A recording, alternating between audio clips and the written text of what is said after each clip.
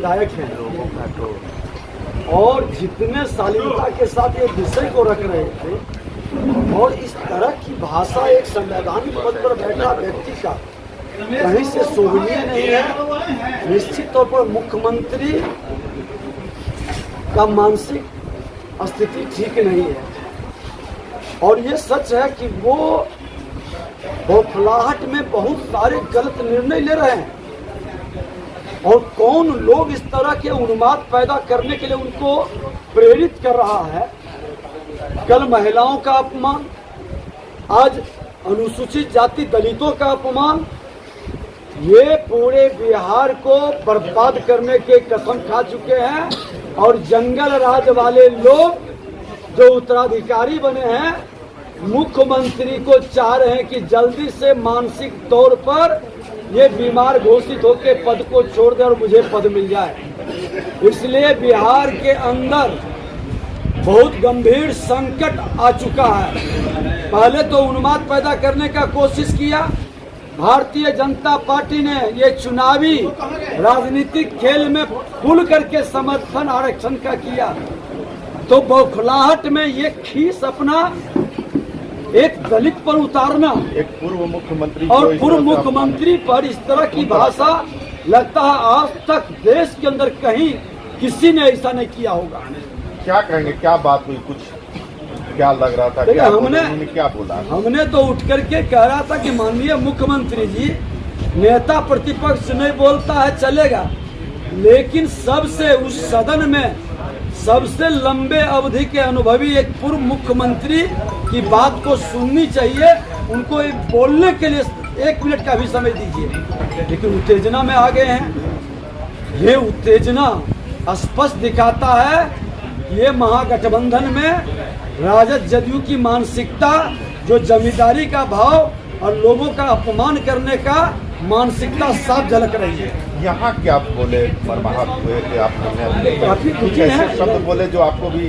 देखिए निश्चित तौर पर लग रहा है, इन्होंने कहा कि इतने, लेकिन ये अपने मन के करने लगा कि क्या होगा। और फिर उसके बाद 2-4 महीना में देखेंगे आपने एज मैनी एज 35 ऐसे हमने निर्णय लिया, जिसमें एक निर्णय आप लोगों के लिए भी था कि पत्रकारों को पेंशन देंगे, पत्रकारों को हर जिला में हम क्या कहते हैं मीडिया हाउस बनावेंगे और प्रांत में भी उनका एक सेंट्रल हेडक्वार्टर बनावेंगे। आप लोगों को भी किया था, महिलाओं के लिए किया था। इस सशक्तिकरण की बात लोग बोलते हैं, लेकिन जब तक पढ़ेगी महिला नहीं तब तक कैसे होगा। तो इसलिए बच्चा क्लास से लेके MA क्लास के बच्चियों तक सभी जात के बच्चियों का पढ़ाई हमने फ्री कर दिया था। हमारे इलाका में नक्सलाइट बहुत माना जाता था, सब लोग क्या करता था, राइफल उठाता था, इसलिए कि उसका इज्जत नहीं दिया जाता था, वो भूखा मरता था। हमने कहा क्या कि ठेकेदारी में जो 75 लाख रुपया तक के ठेकेदारी में हम आरक्षण दे दिया। आरक्षण दिया तो वो लोग जो नक्सलाइट वहाँ जाते थे वो लोग सब काम करने लग गए। बहुत से नक्सलाइट हम पर दूसरा किया कि हमारा कैडर को साहब आपने बर्बाद कर दिया। हम कहा कि हम बर्बाद किया क्या, हम लोगों को रोजगार दिया, ये भी उनको अच्छा नहीं लगा। ये बिहार कृषि प्रधान राज्य है, 76% यहाँ किसान रहते हैं खेती पर, और इनको सिंचाई की कोई व्यवस्था नहीं थी। डीजल पेट्रोल ये सब लगाना पड़ता था।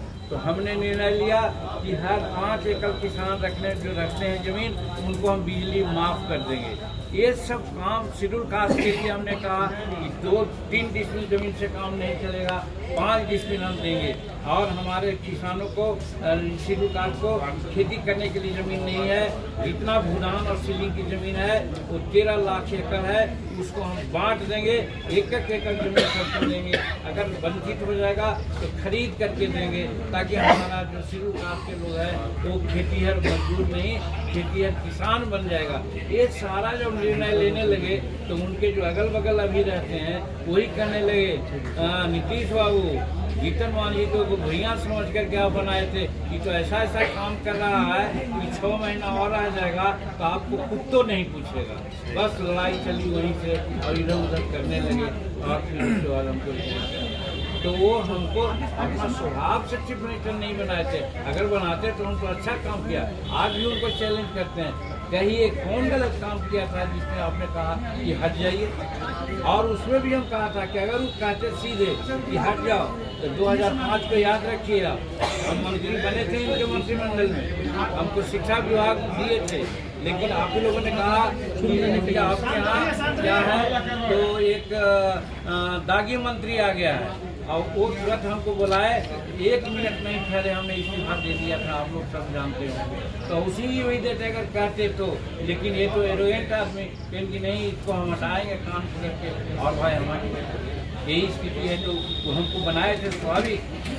और वो जो आज तुम ताम कहते हैं तो तुम ताम कहते हैं तो उनका संस्कार क्या है।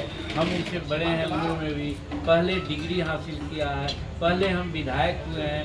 तो अगर तुम ताम कहते हैं तो मैं तो समझता हूँ कि या तो उनका रीडरसी बोलता है या पागलपन बोलता है, या नहीं तो उनका संस्कार जो कहने लगे कि भाई आप कोटा बढ़ा देते हैं, लेकिन कोटा जो बढ़ा हुआ है या वर्तमान है उसमें कितने लोगों को नौकरी मिली, कितने लोगों को आरक्षण मिला, इसको जांचिएगा तभी ना। यही कहा तो उनको तिथि लग गई।